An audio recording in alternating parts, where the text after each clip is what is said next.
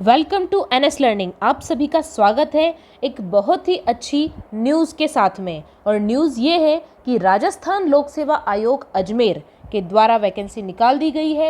RAS RTS 2021 का जो notification है वो जारी हो चुका है और इसके जो एप्लीकेशन फॉर्म है वो भरे जाएंगे 28 जुलाई से 27 अगस्त तक भरे जाएंगे। तो बहुत ही अच्छी न्यूज़ है आप सभी के लिए। अभी हाल ही में इसका रिजल्ट जारी हुआ था 2018 वाला और अब 2021 की वैकेंसी आ चुकी है। तो जिन लोगों का आरएएस 2018 में नहीं हुआ था उन लोगों के लिए वापस से एक अपॉर्चुनिटी है, एक अवसर है।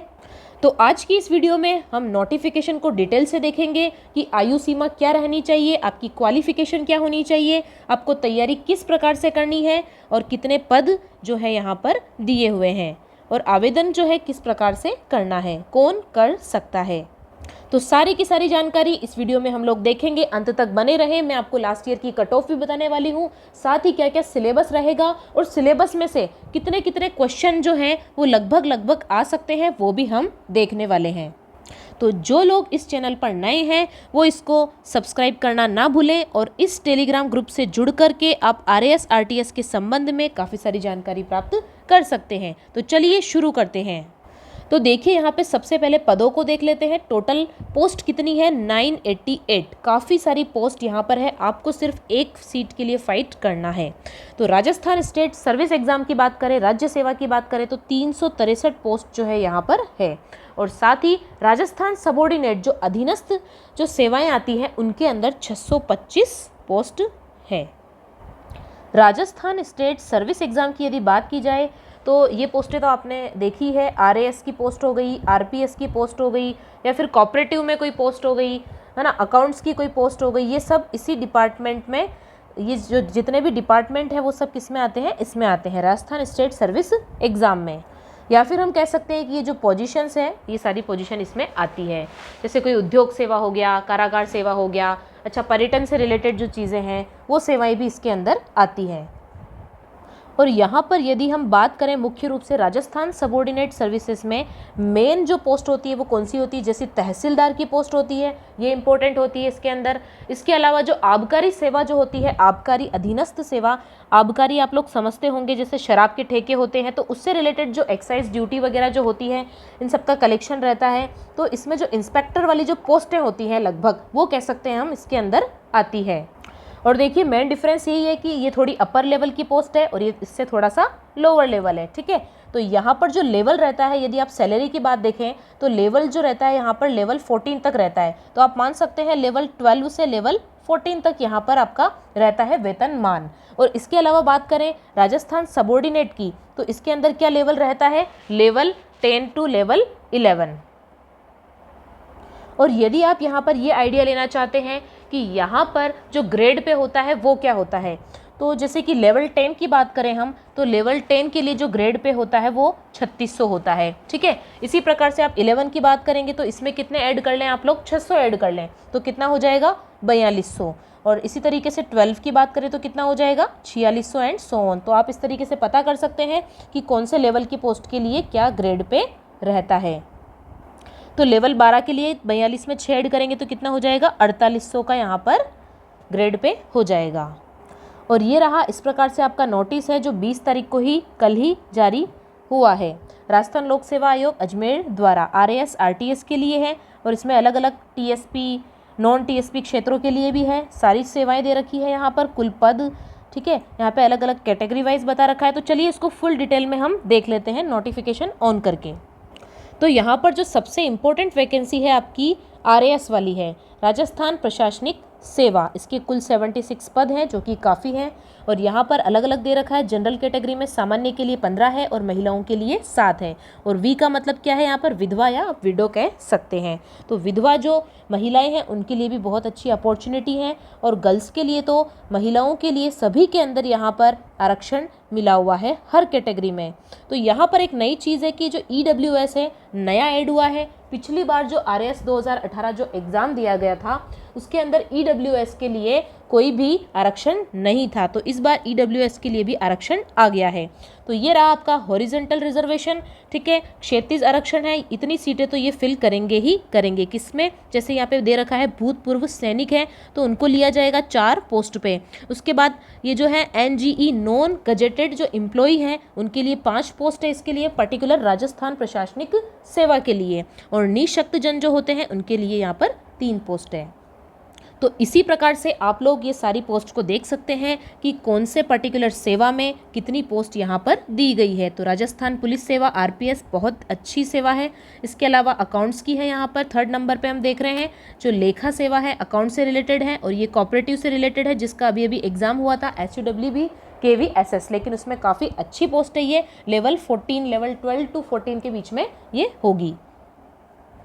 और इसी तरीके से आप देखिए यहाँ पर नियोजन सेवा, कारागार सेवा, उद्योग सेवा आदि सेवाएं जो है यहाँ पर कई तरह के डिपार्टमेंट जो हैं इनके अंदर वैकेंसी निकली हुई है। और कुछ डिपार्टमेंट ऐसे भी हैं जिसके अंदर कोई भी वैकेंसी नहीं है, जैसे कि ये राजस्थान आबकारी सेवा है, इसके अंदर यहाँ पर कोई वैकेंसी नहीं है। लेकिन आप अधीनस्थ में देखेंगे तो वहाँ पर काफ़ी सारी वैकेंसीज हैं।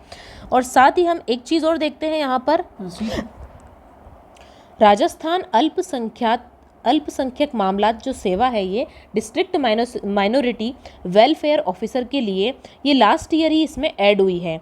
तो लास्ट ईयर जो है, लास्ट ईयर मतलब हम ये कह सकते हैं कि जब लास्ट वैकेंसी निकली थी RS के लिए तब ये ऐड हुई थी, तो उसी के अंदर ये जो वैकेंसीज थी वो सारी फिलअप हो गई थी। दैट्स वाई इस बार इसके लिए कोई वैकेंसी नहीं है। तो यहाँ पर देखा जाए तो टोटल वैकेंसी कितनी है, 363 है। अधीनस्थ सेवा के पद देख लिए जाते हैं यहाँ पर। तो क्या होगा, यहाँ पर सेवा का नाम है राजस्थान देवस्थान अधीनस्थ सेवा। इसी प्रकार की अन्य यहाँ पे डिपार्टमेंट है सहकारिता से रिलेटेड, तहसीलदार जो है ये सबसे इम्पोर्टेंट हो जाती है। 96 पद जो है यहाँ पर हैं। और आबकारी सेवा ये भी काफ़ी अच्छी हैं, हालांकि थोड़ी पोस्ट कम है यहाँ पे 32, लेकिन ये भी अच्छी पोस्ट में मानी जाती हैं। तो ये सारी वैकेंसीज आप लोग देख लें, जिसमें भी आपको इंटरेस्ट हो उसी प्रकार से आप लोग जो है अपना फॉर्म को फिलअप करेंगे। तो देख लीजिए यहाँ पर राज्य सेवाएं दे रखी हैं और यहाँ पर अलग अलग लेवल बताया हुआ है कि कौन सी पोस्ट के लिए क्या लेवल वहाँ पर रहेगा। तो यदि आपको लेवल के अकॉर्डिंग देखना है तो उस हिसाब से भी आप फॉर्म फिल कर सकते हैं। और ये अधीनस्थ सेवाओं के लिए आपको लेवल दे रखा है, पे मैट्रिक्स क्या रहेगी वो सारा यहाँ पर डिटेल में बताया गया है। अब देखिए एक इम्पोर्टेंट बात यहाँ पर बताई गई है, किसके लिए, जो अराजपत्रित कर्मचारी हैं, चूँकि इनके लिए यहाँ पर आरक्षण है तो आप इसका फ़ायदा उठा सकते हैं। लेकिन जो लोग फॉर्म भर रहे हैं, फॉर्म भरते समय उन्हें ये चीज़ ध्यान में रखनी है कि फॉर्म में इसका उल्लेख जरूर करें, अदरवाइज़ उनको इसके लिए पात्र नहीं माना जाएगा। तो स्पेशली यहाँ पे बताया गया है कि इसके अंदर कौन पात्र होंगे। तो राजस्थान की पंचायत समितियों और जिला परिषदों के जो कर्मचारी हैं वो ही पात्र होंगे और उनको पर्टिकुलर कोई 5 ईयर का जो है एक्सपीरियंस भी होना चाहिए। The candidate must have completed not less than 5 years of service. तो ये इनको होना चाहिए। और डेट क्या है यहाँ पर, जनवरी 2022 के अकॉर्डिंग। इसका ये मतलब है कि जो 1 जनवरी जो होगी 2022 की, है ना, तो उस तक उनको 5 साल का कम से कम एक्सपीरियंस जो है वो कंप्लीट हो जाना चाहिए। तो वो ही लोग यहाँ पर अप्लाई कर सकते हैं इस वर्ग के अंदर, अराजपत्रित कर्मचारी जो हमने देखा था नॉन गजेटेड एम्प्लॉय वाले सेक्शन में। तो ये लोग अप्लाई करना ना भूलें। आगे देखिए आप लोग, इस नोटिफिकेशन में ये बताया गया है किसके बारे में, अनिवार्य शैक्षणिक योग्यता के बारे में। तो ये ज़्यादातर लोगों को पता होगा कि यहाँ पर क्या ज़रूरी है, ग्रेजुएट होना ज़रूरी है। अब ग्रेजुएट में भी वो लोग जो जिनका लास्ट ईयर चल रहा है, लास्ट ईयर में अपीयरिंग है अंतिम वर्ष में, वो लोग भी यहाँ पर फॉर्म फिल कर सकते हैं। लेकिन यहाँ पर एक चीज़ मेंशन है कि मुख्य परीक्षा से पहले पहले क्या हो जाना चाहिए, उनकी ग्रेजुएशन जो है वो कंप्लीट हो जानी चाहिए। अब देख लेते हैं अगेन एक इम्पॉर्टेंट फैक्ट किसके बारे में, एज के बारे में, कि आपकी एज क्या होनी चाहिए। तो 21 to 40 ईयर्स, नॉर्मली जो जनरल है उन सब के लिए जो एज है वो कितनी है, 21 to 40 ईयर्स, 21 साल से अधिक और 40 साल या 40 साल से कम के व्यक्ति जो है यहाँ पर फॉर्म भर सकते हैं। और डेट क्या रहेगी, 1/1/2022 के अनुसार। ठीक है, इस समय तक जो भी कैंडिडेट है वो मिनिमम 21 साल का होना चाहिए और मैक्सिमम 40 ईयर्स का होना चाहिए। चलिए अब बात कर लेते हैं कि एज में जो छूट है वो किन किन को यहाँ पर मिल सकती है। और जो नॉन गजेटेड एम्प्लॉय हैं उनके लिए बताया हुआ है कि 1 जनवरी 2022 को 25 वर्ष की जो आयु है वो पूर्ण हो जानी चाहिए और 45 वर्ष से कम होना चाहिए। अगली बात देखें हम, जैसे अनुसूचित जनजाति जाति की बात करें, अन्य पिछड़ा वर्ग की, अति पिछड़ा वर्ग जो है आरक्षित रूप से कमज़ोर है, यानी कि यहाँ पे बात हो रही है किसकी, SC ST OBC की, ठीक है, EWS की आदि जो वर्ग हैं, इनके लिए जो आयु में छूट है वो कितनी है, 5 वर्ष की है। इसके अलावा जो यहाँ पर महिलाएं हैं किसकी, SC की हैं, ST की हैं, इसके अलावा OBC हैं, MBC हैं, EWS है, इन सबको आयु में कितनी छूट मिलेगी, 10 वर्ष तक। यानी कि ये लोग जो है 45 वर्ष तक फॉर्म भर सकते हैं और ये लोग जो है वो 50 वर्ष तक भी फॉर्म फिलअप कर सकते हैं। फिर बात करते हैं हम सामान्य वर्ग की महिलाओं की, तो इनको भी 5 वर्ष की छूट मिली हुई है, यानी कि ये भी 45 वर्ष तक फॉर्म भर सकती हैं। उसके अलावा यदि बात की जाए स्पेशली किसके बारे में, विधवा और विच्छिन्न महिलाओं की, ठीक है, विडो महिलाएं हैं या डिवोर्सी महिलाएं हैं, उनके लिए यहाँ पर अधिकतम आयु की कोई सीमा ही नहीं है। कोई भी आकर के यहाँ पे फॉर्म भर सकता है, कोई सीमा नहीं है, कितने भी साल के हो आप फॉर्म फिलअप कर सकते हैं, यदि कोई विधवा है या फिर डाइवोर्सी है। इसी प्रकार से ये पूरा नोटिफिकेशन है, आप लोग इसे डिटेल में भी पढ़ सकते हैं। जो इम्पोर्टेंट बातें हैं उसके बारे में हम बात कर रहे हैं, जैसे कि यहाँ पर चयन प्रक्रिया के बारे में बताया गया है कि जो अभ्यर्थियों का चयन है वो पहले तो प्रतियोगी परीक्षा होगी, ठीक है, कैसे होगी, एक तो Tier 1 होती है, फिर Tier 2 होती है और उसके बाद क्या होता है, यहाँ पर इंटरव्यू होता है। तो यहाँ पर जो है MCQ बेस्ड क्वेश्चन आते हैं, ठीक है, ऑप्शनल क्वेश्चन आते हैं, और सेकंड में क्या होते हैं, वर्णात्मक जो है रहता है, आपको डिटेल में आंसर लिखने होते हैं। देन होता है आपका इंटरव्यू। तो इंटरव्यू के माध्यम से क्या होता है, आपका चयन होता है। इसके अलावा यहाँ पर गिवन है कि परीक्षा ऑनलाइन भी हो सकती है और ऑफलाइन भी हो सकती हैं। तो जो प्रारंभिक परीक्षा होगी, प्रीलिमिनरी जो परीक्षा होती है, उसमें वस्तुनिष्ठ प्रकार के प्रश्न होते हैं, और मुख्य परीक्षा कैसी होती है, वर्णनात्मक रूप में होती है। और जो आवेदन की अवधि है वो हम पहले ही देख चुके हैं, कहाँ से कहाँ तक है, 28/7/2021 से 27/8/2021 तक। तो आप लोग जो हैं जैसे ही ये डेट आए 28, 2-3 दिन में फॉर्म भर लें अपना, ज़्यादा डिले ना करें, हो सकता है कि आप बाद में भूल जाएं, ठीक है, तो सबसे पहले फॉर्म भर लें। अब अप्लाई करने के लिए क्या करना होगा, आपको SSO ID बनानी होगी। यदि आपकी ऑलरेडी SSO ID है तो बहुत अच्छा है, डायरेक्ट आपको फॉर्म के अंदर अपनी इन्फॉर्मेशन यहाँ पर फिल करनी होगी, अदरवाइज़ एक SSO ID आपको जनरेट करनी पड़ेगी। तो आप लोग जो है फॉर्म भरते हुए समय बिल्कुल भी गलती ना करें, क्योंकि बाद में लोग पछताते हैं कि ऐसा हो गया वैसा हो गया। तो आप लोग पहले से ही अटेंटिव होकर के फॉर्म फिलअप करें। जो पता नहीं है आप हमसे पूछ सकते हैं, हम आपकी पूरी हेल्प करेंगे। और एक सुविधा और है यहाँ पर कि आपको ऑनलाइन आवेदन पत्र में क्या कर सकते हैं, संशोधन भी कर सकते हैं, लेकिन आप पहले से अपना करेक्ट करें, क्योंकि बाद में यहाँ पे 300 रुपये का चार्ज भी लगेगा और मानसिक तनाव तो होगा ही, तो उससे बचें। तो यहाँ पर एग्ज़ाम फीस बहुत ही कम है। देखिए यहाँ पर जनरल कैटेगरी के लिए देखा जाए तो कितनी है, 350। बाकी आप लोग देख सकते हैं नॉन क्रीमी जो लेयर है उनके लिए क्या है, OBC में क्या है, MBC में क्या है, EWS के लिए क्या है, ठीक है, ये 250 रुपये दिए हुए हैं यहाँ पर। इसी तरीके से जिनकी इनकम क्या है, कम है, और ये जो TSP क्षेत्रों की बात हो रही है उनके लिए कितनी है, आप लोग यहाँ से देख लें। अब देख लेते हैं परीक्षा का पैटर्न क्या रहेगा। यहाँ पर scheme of examination, preliminary exam जो होगा उसमें क्या होगा, आपके 200 के मैक्सिमम मार्क्स होंगे और टाइम कितना मिलेगा आपको, 3 घंटे मिलेंगे, यानी कि 6×18 180 मिनट जो है यहाँ पे आपको मिलने वाले हैं। अच्छा समय गिवन है। इसमें क्या इंक्लूडेड होगा, GK होगी और जनरल साइंस होगी। थोड़ा सा डिटेल में देखें तो क्या क्या आएगा यहाँ पर। देखिए सबसे पहले यहाँ पर क्या आएगा, एक तो आएगी राजस्थान GK, फिर इंडिया GK भी आएगी और इंटरनेशनल भी GK यहाँ पर पूछी जाएगी। इसके अलावा करंट अफेयर्स का जो है बहुत ही अहम योगदान होगा। करंट अफेयर्स आएंगे यहाँ पर, साइंस एंड टेक्नोलॉजी से क्वेश्चन आएंगे, ठीक है। इसके अलावा रीजनिंग यहाँ पर रहेगी, रीजनिंग होगी। और यदि आप कहें कि सबसे ज़्यादा इम्पोर्टेंट इसके अंदर क्या रहेगा, तो वो रहेगा आर्थिक परिदृश्य। इकोनॉमिक जो सर्वे होता है राजस्थान का, उससे काफ़ी सारे क्वेश्चन इस एग्ज़ाम में बैठते हैं।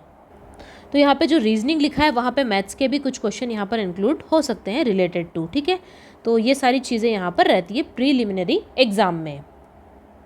उसके बाद हम बात करते हैं किसकी, ये जो मेन एग्जामिनेशन होता है, वर्णनात्मक जो परीक्षा होती है आपकी, उसके अंदर क्या होते हैं, 4 पेपर होते हैं। कौन कौन से, पेपर फर्स्ट, 2, थर्ड और फोर्थ, जनरल स्टडीज़, GS 1, 2, 3 और लास्ट में कौन सा पेपर होता है, हिंदी और इंग्लिश का एक पेपर होता है।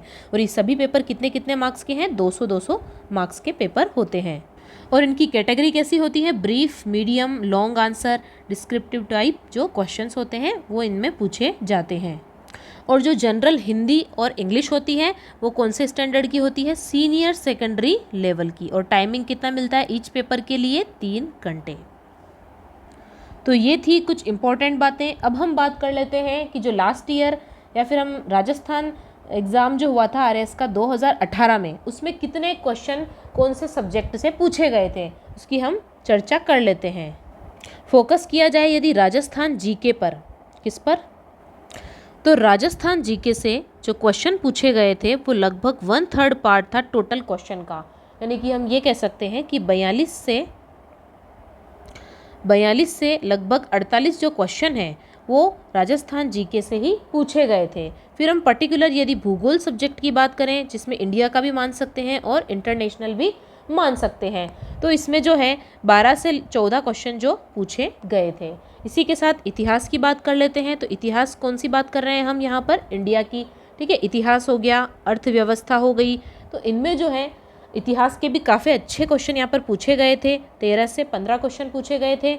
और यदि अर्थव्यवस्था की बात की जाए तो लगभग 6 से 7 क्वेश्चन जो है अर्थव्यवस्था से पूछे गए थे। और राज्य व्यवस्था की बात करें तो उसमें कितने पूछे गए थे, लगभग 14-15 क्वेश्चन पूछे गए थे। और यहाँ पर यदि साइंस की बात की जाए, साइंस एंड टेक्नोलॉजी की, तो उससे भी काफ़ी सारे क्वेश्चन थे। आप लगभग यहाँ पर 13 से 14 क्वेश्चन मान सकते हैं जो साइंस एंड टेक्नोलॉजी से पूछे गए थे। इसके अलावा मैथ्स और रीजनिंग में से बहुत ज़्यादा क्वेश्चन पूछे गए थे। और ये थे करीबन 19 से 22 क्वेश्चन जो है यहाँ पर मैथ्स और रीजनिंग में पूछे गए थे। और करंट अफेयर्स की चर्चा करें तो ये तो हर एग्ज़ाम में बहुत ही ज़्यादा आजकल पूछे जा रहे हैं, जो कि करीब आप 20 से 25 क्वेश्चन मान करके चल सकते हैं। तो अब आप खुद डिसाइड कर सकते हैं यहाँ पर कि इम्पोर्टेंट पार्ट कौन कौन सा है। जैसे कि राजस्थान GK तो है ही, क्योंकि इसमें करीब 1/3 पार्ट जो है इसी से पूछा जाता है। उसके अलावा करंट अफेयर्स को आप बिल्कुल भी स्किप नहीं कर सकते हैं। मैथ्स और रीजनिंग भी आपकी अच्छी होनी चाहिए, इसी से आपके स्कोर जो है वो बढ़ सकते हैं, क्योंकि इसमें एक्यूरेसी भी आपकी रहती है। और साइंस एंड टेक्नोलॉजी है, इसके क्वेश्चन भी काफ़ी सारे पूछे जाते हैं। और इसके अलावा बाकी आपको इंडिया और इंटरनेशनल का प्रिपेयर तो करना ही है, लेकिन सबसे पहले आप इनकी तैयारी तो ज़रूर करके जाएं। और साथ ही राजस्थान आर्थिक परिदृश्य को भी पढ़ करके जाएं, उसे स्किप ना करें। और यदि अब आप बात करें कि परीक्षा कब होगी, तो देखिए नोटिफिकेशन तो अभी आया है, तो आप ये मान के चलें कि जो परीक्षा है वो दिसंबर के बाद ही होगी। तो परीक्षा की जो एस्टिमेशन है वो कब होगी, दिसंबर में, जनवरी में, या फिर अब वो बोर्ड की इच्छा होगी कि वो कितना डिले करती हैं। 6 महीने, 1 साल भर भी कभी कभी लग जाता है। लेकिन जिस तरीके से यहाँ पे पदों की बात हो रही थी, उसके बाद जिस तरीके से यहाँ पे जल्दी से नोटिफिकेशन आ गया है, तो वो जल्दी के हिसाब से अगर देखा जाए तो जो एग्ज़ाम है वो इस बार थोड़ा जल्दी भी हो सकता है। अब कुछ लोग यहाँ पर फ्रेशर हैं, तो यदि वो पढ़ाई से कहीं ना कहीं रिलेटेड है लेकिन इस एग्ज़ाम से अनअवेयर हैं, तो भी वो इस एग्ज़ाम को बिल्कुल क्रैक कर सकते हैं अपनी कठिन परिश्रम के द्वारा, अच्छी मेहनत करके।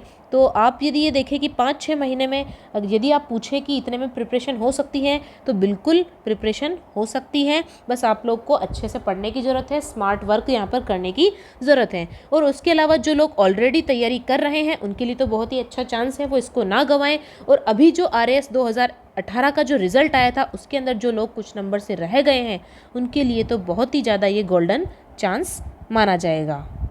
जो कमी उनसे रह गई थी वहाँ पर, उसकी भरपाई वो यहाँ पर कर सकते हैं। चलिए अब बात कर लेते हैं हम कट ऑफ की, जो कि 2016 की कितनी रही थी देख लेते हैं। 2016 में यदि कट ऑफ की जनरल की बात की जाए तो ये रही थी 78 पॉइंट समथिंग, ठीक है, 78.5 आप इसे मान सकते हैं।